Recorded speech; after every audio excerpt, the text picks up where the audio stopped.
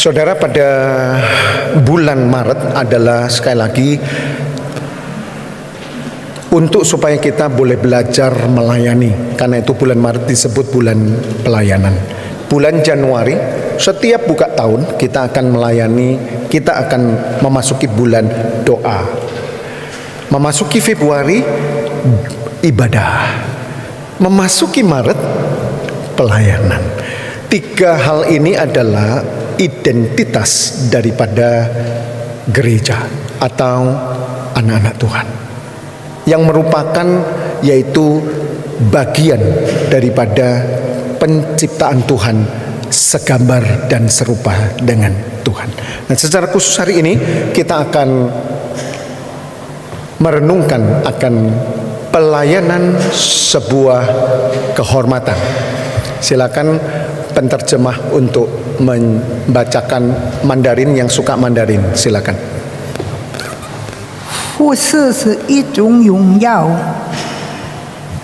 Yohanes 12:26. Mari kita lihat lagi ya. Kita lihat lagi. Salah satu daripada ayat yang berbicara mengenai kehormatan di dalam perjanjian baru, Yohanes 12:26. Kalau saudara mau menambahkan di dalam 1 Samuel 2 ayat 30. Maka perenungan di dalam satu minggu ini akan menjadi perenungan yang indah. Kita bisa menggali terus untuk kita mengerti kehormatan yang Tuhan berikan. Bagi saudara-saudara yang mengerti Mandarin, mungkin lebih dalam, nanti akan saya jelaskan. Kita baca bersama-sama dengan jemaat 1, 2, 3. Barang siapa melayani aku, ia harus apa? Yang pertama, mengikut aku, dan di mana aku berada, di situ pun pelayanku akan berada. Kesimpulan, barang siapa melayani aku, ia akan. Nah, sudah bisa ditebak ya, sudah bisa ditebak. Nah, saya akan memberikan latar belakang sebentar, memberikan latar belakang kepada saudara. Mari saya ajak untuk saudara melihat, yaitu di dalam Yohanes pasal 12 ayat yang ke-8. Mari kita membaca Yohanes 12 ayat 8. Perikop ini, mengapa Yohanes mengangkat tentang sebuah pelayanan? Apakah ini bicara tentang pelayanan? Sesungguhnya perikop ini membicarakan tentang bagaimana Yesus akan mati. Dan tentunya itulah akan menjadi bagian di dalam syarat untuk kita melayani. Mantap ya. Kita baca sama-sama 1, 2, 3. Karena apa? pada kamu, tetapi aku tidak akan. Kecenderungan manusia itu terfokus kepada kelemahan, pasti. Itu menunjukkan gambar daripada imago Dei. Imago Dei, imago itu image, gambar, Dei itu Tuhan. Jadi gambar Allah itu masih ada ketika manusia berdosa, belas kasihan Allah itu masih ada. Sehingga ketika murid-murid ketika melihat ada seorang yang melayani Tuhan dengan begitunya, sampai dia memecahkan minyak narwastu, yaitu 1 tahun gaji didapat dengan melacurkan hidupnya. Dia pakai, dia bertobat, dan dia ambil. Dia tidak mau gunakan untuk pewangian dirinya, tubuhnya, tetapi dia pakai untuk pewangian tubuh Tuhan. Dan kemudian proteslah Yudas, murid Tuhan, kenapa uang dibuang-buang? Ternyata Tuhan mengetahui bahwa hati Yudas itu ingin merampok keuangan, tetapi orang banyak mengatakan lebih baik diserahkan kepada orang miskin. Itu menunjukkan bahwa sesungguhnya hakikat melayani itu ada, tetapi salah. Mereka berhenti kepada belas kasihan manusia yang tidak mendatangkan kehormatan Allah di dalam hidupnya. Dari mana kita mengetahui ketika dia melihat pengorbanan daripada seorang perempuan yang telah meminyaki kaki Yesus?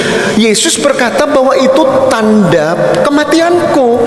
Tapi banyak orang tidak mau mendengar tentang kematian. Bagi orang Yahudi itu tabu. Golongan Yahudi ada 2. Sanhedrin dan Farisi, mereka berbeda soal kebangkitan. Bagi orang yang memahami kebangkitan, mereka senang mendengar kematian. Tetapi bagi orang yang tidak mempercayai kebangkitan, mereka anti. Sedangkan berita daripada itu adalah perempuan itu mempersembahkan hidupnya. Pelayanan kehormatan itu menyentuh kepada pengorbanan untuk sesuatu yang kekal.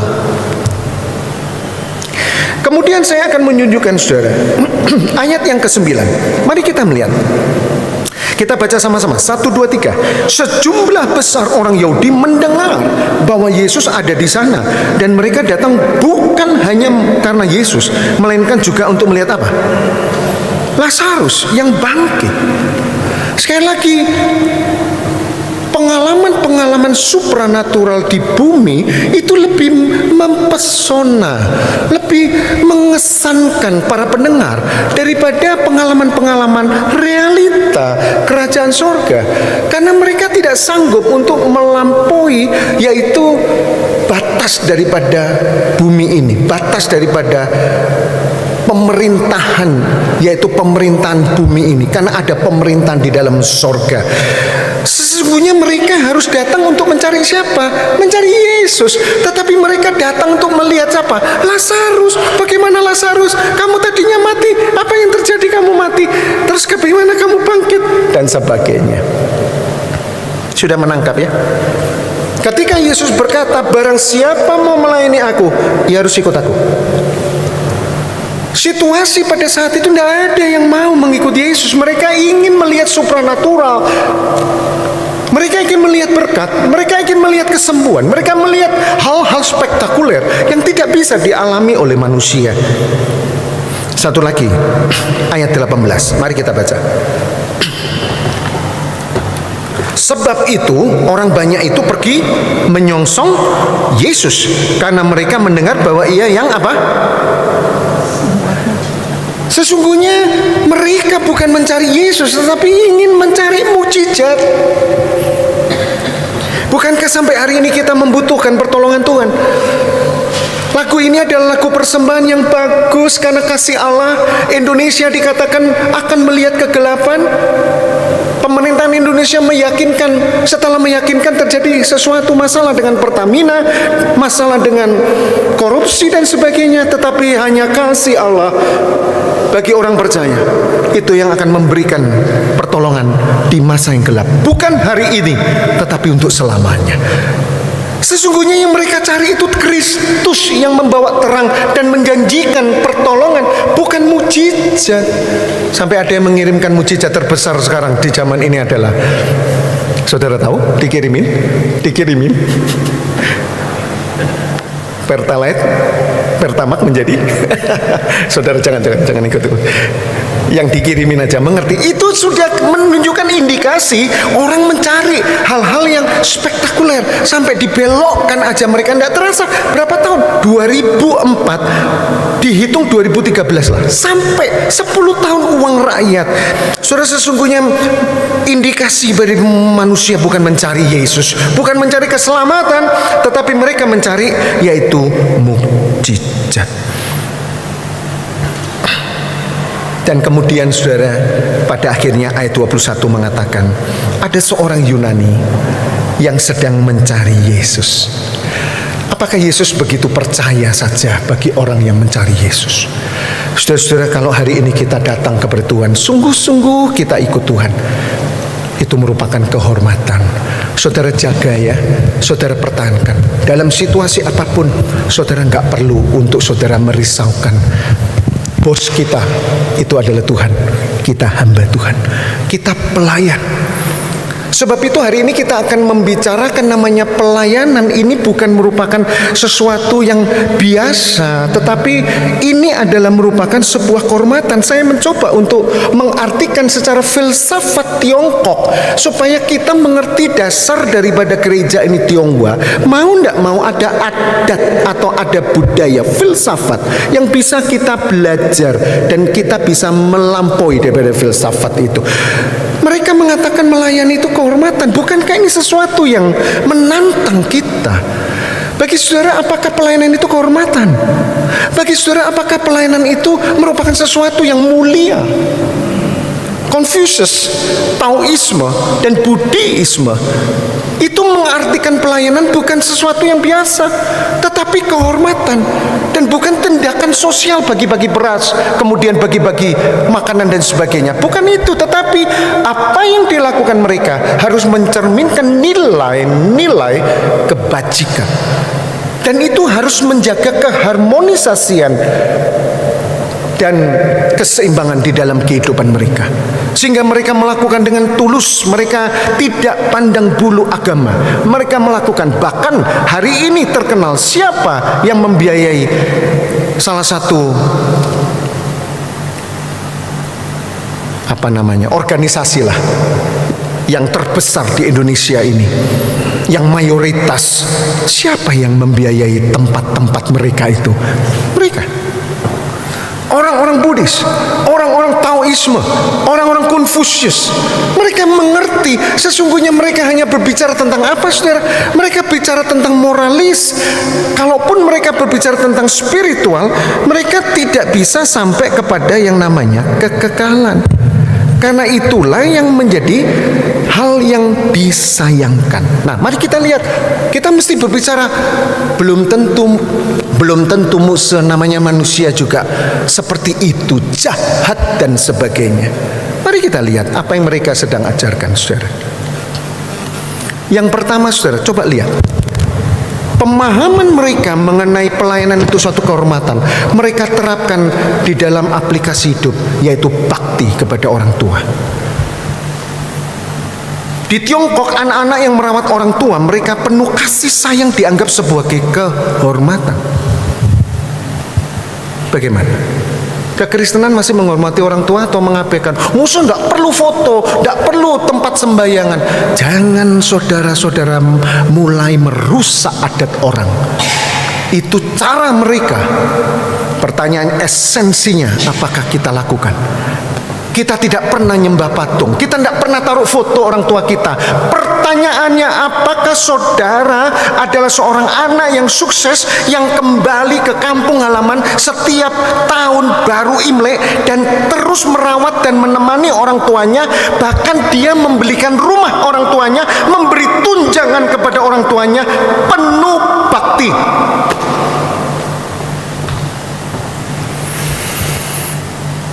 Bagaimana dengan negara dan masyarakat? Mereka orang-orang yang siap. Mereka tidak menganggap bahwa pelayanan itu adalah sesuatu yang remeh, tetapi mereka taruh kepada sebuah kebajikan yang terhormat. Ada seorang dokter yang bekerja di daerah terpencil untuk membantu masyarakat yang kurang mendapatkan fasilitas pengobatan. Ada guru di desa yang mengajar anak-anak miskin, yang memikirkan akan kebutuhan mereka. Mereka tidak memikirkan kebutuhan mereka. Saudara, relawan-relawan Tiongkok demi mengejar akan kepentingan orang menjadi sebuah tantangan bagi kita. Apakah kita sampai level seperti itu, atau kita hanya kamuflase, fata morgana, sepertinya kita melihat pelayanan padahal kita tidak melakukan hal-hal yang terhormat.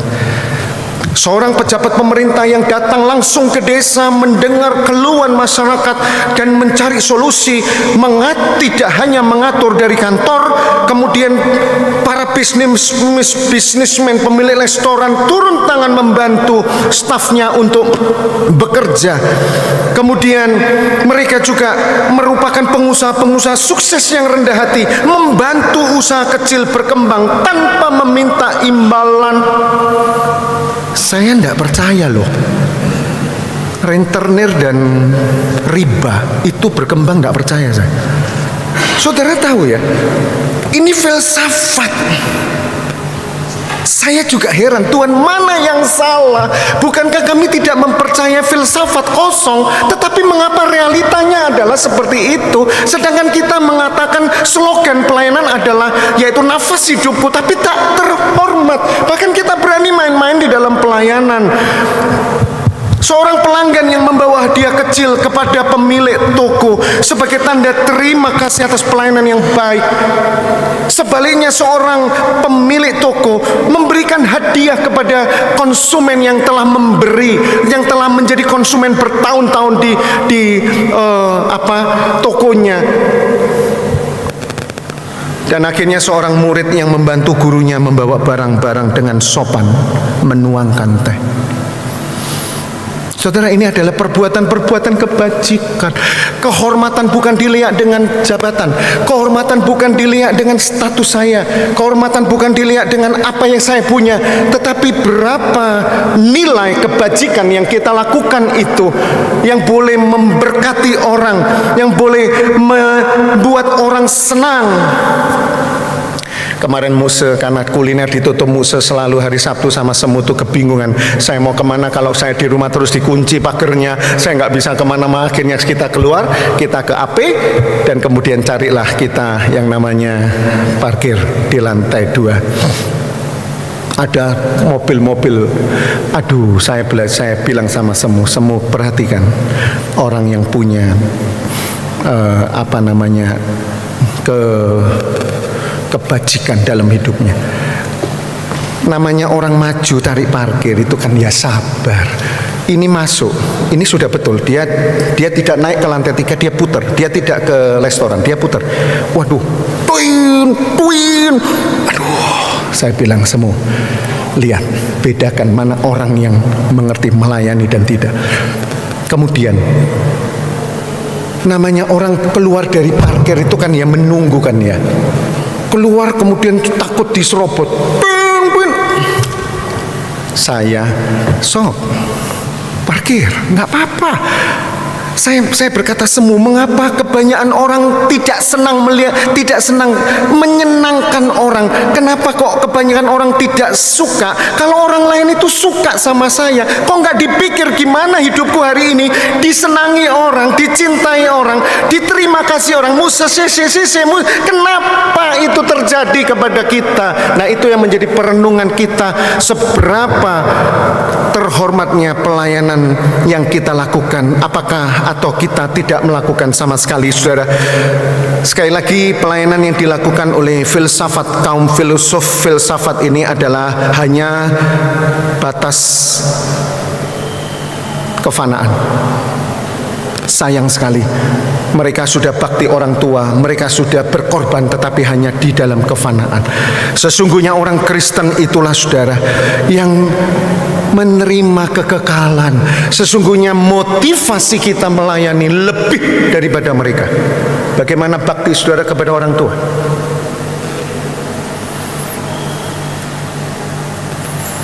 Saya termasuk Muse yang cukup keras di dalam aplikasi hidup.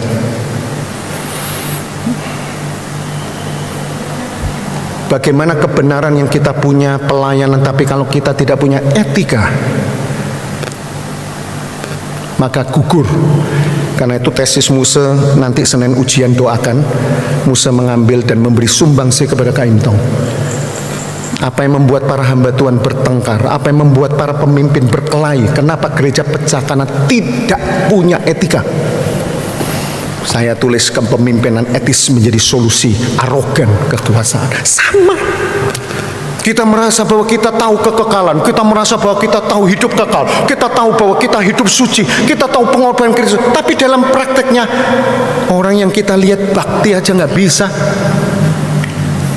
Saya sampai hari ini bersyukur boleh berbagi, mengambil berbagian di dalam kehidupan orang tua saya di Manado. Setiap bulan, begitu saya mendapat tunjangan dari saudara gereja, 1 per 10, 2 orang tua. Kalau tidak, saya kejar semua. Di dapur saya ikuti, di taman saya ikuti, merangkai bunga saya ikuti. Sudah transfer mama belum? Saudara belajar. Saya kepingin membetulkan rumah orang tua saya.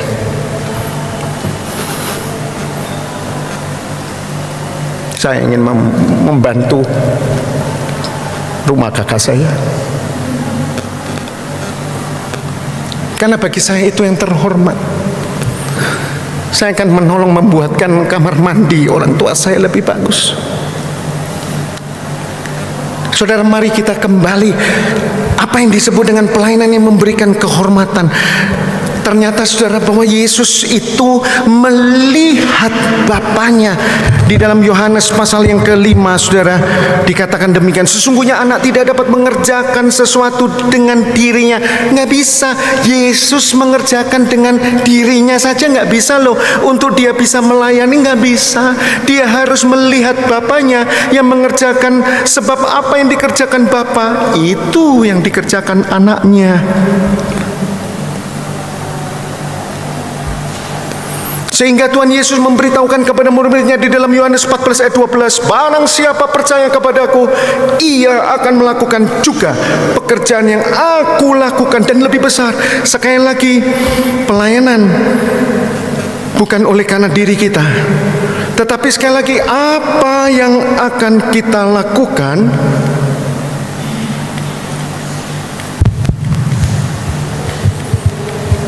apa yang akan kita lakukan karena Tuhan sudah melakukan untuk kita.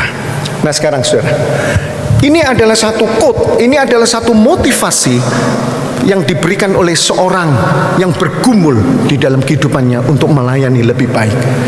To receive Christ cost nothing. Silakan. 借代借助不需要任何代价， Tetapi to follow Christ cost something. Silakan. 跟随基督需要付出一些， Dan yang terakhir, 服侍基督需要付出一切。 saudara perhatikan, menerima Yesus tidak usah bayar, cost nothing. Tetapi Tuhan tidak berhenti untuk kita menikmati mujizat, menikmati pertolongan terus, dan kita tidak mau mengikuti Dia. Ketika Dia menolong kita, kita juga mengikuti Dia untuk menolong orang lain. Itu kehormatan. Sebab yang aku lakukan bukan diriku, tetapi aku melihat Dia yang terhormat, yang mau melayani aku. Karena itu mengikut Kristus itu ada harga yang dibayar, cost something. Saudara datang ke gereja sini bayarnya harga banyak, saudara. Saudara, banyak harga yang dibayar. Apalagi kita mengikut Kristus, harus kita ada harga yang dibayar. Dan akhirnya ketika Tuhan menginginkan kita melayani Tuhan, cost everything. Artinya adalah segala sesuatu yang kita lakukan dikorbankan segalanya untuk melayani Tuhan. Silakan. 许多人更喜欢服侍，被服侍而不是去服侍别人。 Saya tidak asal-asalan untuk mengutip Mandarin ini. Saya mencari arti karakter gambar daripada setiap kata, setiap huruf. Tetapi saya tidak bisa untuk melafalkannya karena saya butuh pertolongan. Artinya saudara, saya ingin saudara yang mengerti daripada makna Mandarinnya. Itu maknanya dalam sekali saudara, lebih dalam dari vocabulary Indonesia. Dan itu yang membuat saya untuk berani menampilkan supaya kita segera mengerti bahwa sesungguhnya pelayanan itu adalah mengorbankan segala-galanya, bukan cuma sekadar wae, tidak, tapi mengorbankan, nilai pengorbanan. Karena itu di dalam Alkitab kata pelayanan yang dipakai adalah yang dipakai oleh Yesus. Bayang siapa melayani, kata melayani itu adalah diakonia. Kenapa kita setiap bulan minggu pertama kita mengedarkan kantong diakonia? Itu pelayanan itu, saudara, itu pelayanan terhormat. Selain diakonia adalah melayani dalam bentuk yaitu membantu, tetapi juga diartikan sebagai pelayanan yang adalah dilakukan karena kita budak Tuhan yang disebut doulos. Masing-masing kita ini bukan milik siapapun, tetapi kita ini milik Tuhan. Karena itu kita diperintahkan melayani. Bukan dengan melayani asal-asal wae, sakadar wae. Sakadar titipan itu di sebelah itu, apa namanya, restoran Padang sakadar titipan, sakadar wae. Tidak, tetapi karena kita adalah hamba, kita memberikan dengan sebuah sikap yang namanya yaitu latreo. Kenapa Musa selalu hormat sama saudara? Sisi. Musa mau gini, sisi. Itu namanya me'yulimoy. Semua sama orang muda, terutama orang tua, saya selalu membungkukkan badan. Saya iri dengan pegawai-pegawai bank. Kita belum tanam sudah diginikan. Siapa mereka? Betul-betul? ICU. Kita dengan saudara seiman. Nggak mau saya. Kata daripada latreo itu adalah bagian daripada liturgi penyembahan kita. Makanya kenapa sikap ibadah Musa adalah sikap yang sungguh-sungguh. Kenapa? Karena saya terapkan di dalam kehidupan ini. Saya menggunakan yaitu penyembahan. Saya betul-betul berterima kasih sambil membungkukkan CC ya. Dan itu harus jadi budaya gereja. Bukan karena Musa, karena melayani di sini, karena saya sudah menerapkan. Maka seperti Yesus melihat Bapa, murid melihat Yesus, saudara harus melihat Musa. Saya kalau perjamuan kudus di gereja-gereja GKM, saya bilangnya gereja kita adalah, saya tetap mengatakan paling luar biasa. Budaya, saya datang biar saya lihat bagaimana hamba-hamba Tuhannya. Bingung multimedia, bingung kamera, bingung jemaat diapakan? Saya diem aja, saya bilang antepen wae. Kalau dia tanya saya beritahu. Kemarin saya ke Kanaan perjamuan kudus, sempat karena dia lihai. Tiba-tiba saya datang ke Mekarwangi, saya dijemput. Saya dibawa ke sebuah restoran tabula rasa. Saya diajak makan bersama dengan sekretarisnya, sudah cengkeramam, dia sudah mengambil hati saya sudah. Di situ saya keluarkan semua apa yang saya lakukan di Kaimtong. Dan ketika saya di Kanaan di perumahan di KPI Kopo 2, Permata Indah itu Kopo, ternyata mereka juga melakukan, tetapi mereka hanya melakukan sebatas mereka ketemu. Kalau nggak ketemu nggak bisa. Lalu saya bilang, apa yang unggul dari gerejamu? Nah, saya bilang, kalau di kami nggak punya apa-apa, cuma kami mau menerapkan saling menghormati. Langsung mereka, saya begitu datang karena saya sudah akrab, saya berani.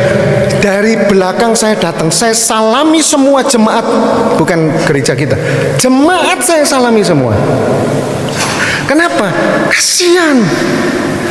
Saudara, saya berharap supaya melalui pengertian di bulan pelayanan ini bahwa pelayanan ini bukan sekedar sesuatu yang kita lakukan, tapi lakukanlah dengan latreo.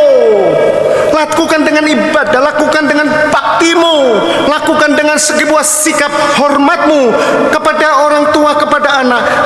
Orang tua nggak perlu tunduk-tunduk, tapi paling tidak orang tua merangkul. Saya sering kalau saya tunduk diginikan sama orang tua, saya sudah merasa Tuhan terima kasih.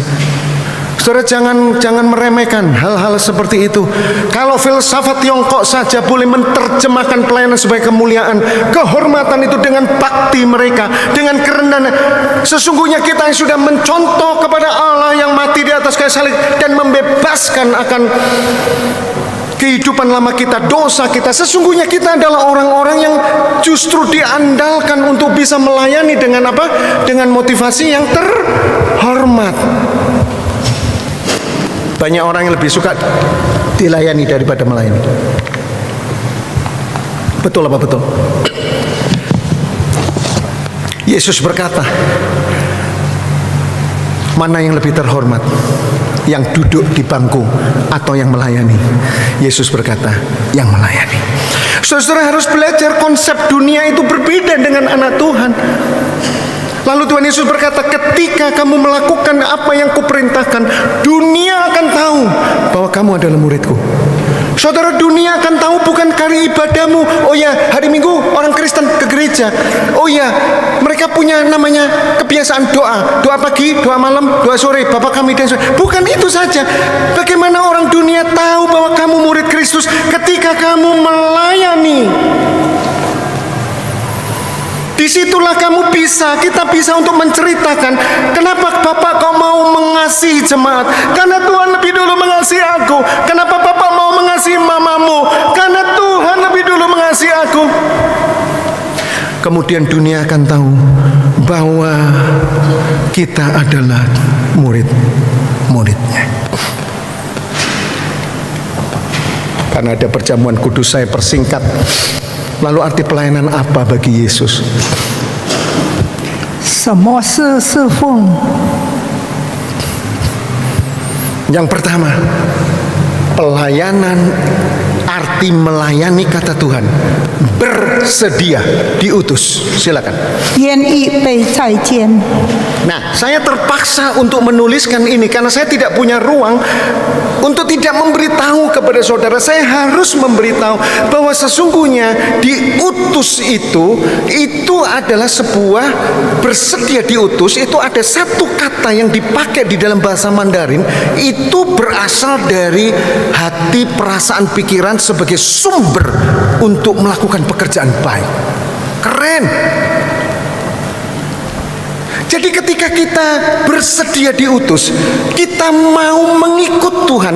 Firman Tuhan mengatakan barang siapa melayani aku, dia harus mengikut aku. Saudara, itu artinya saudara dengan kesadaran bahwa ada di dalam diri saudara itu dorongan dalam hati, perasaan, pikiran menjadi sumber segala sesuatu untuk melakukan pekerjaan baik.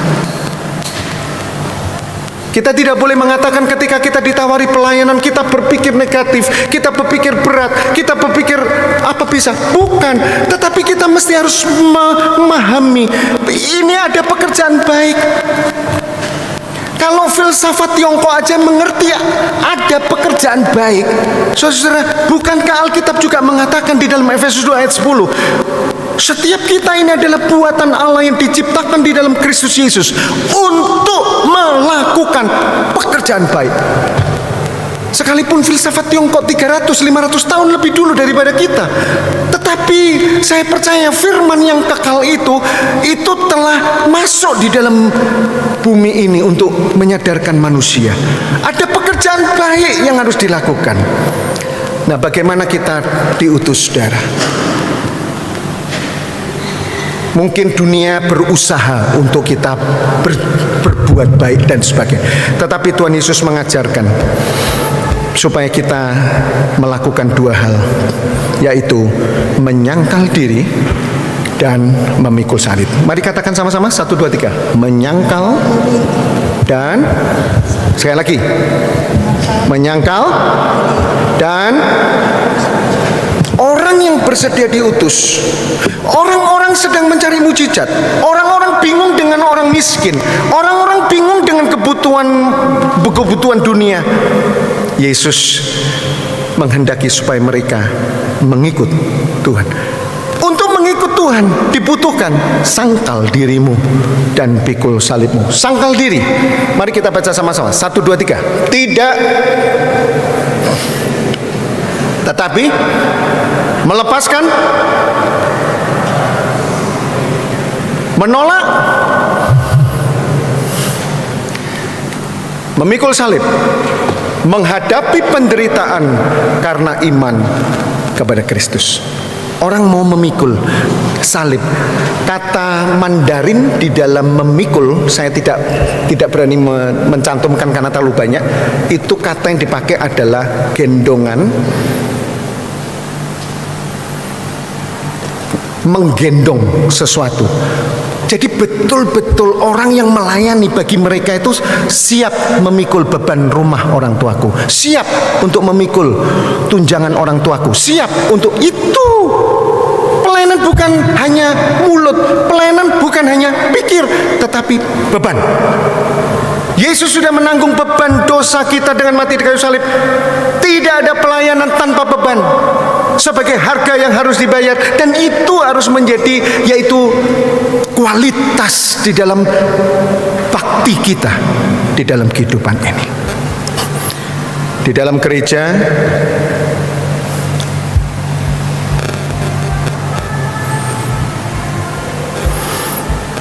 bagaimana kita memikul salib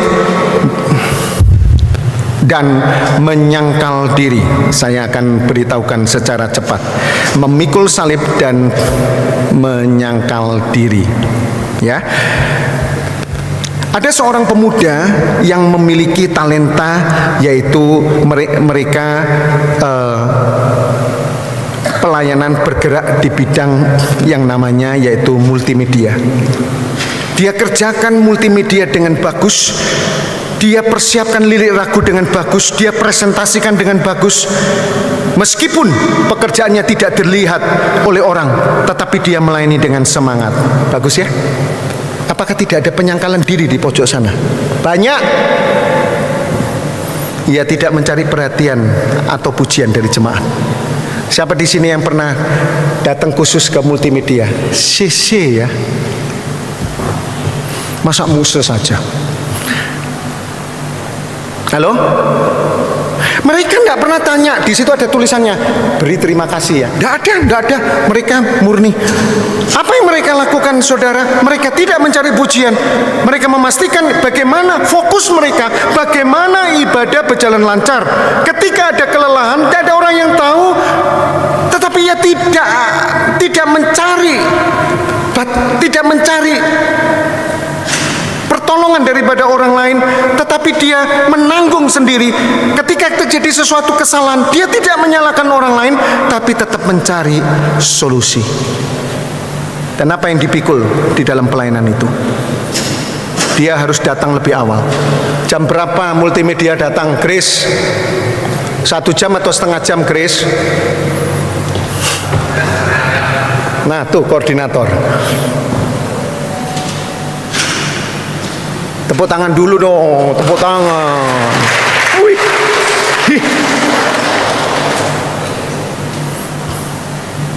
Bahkan pulang paling akhir.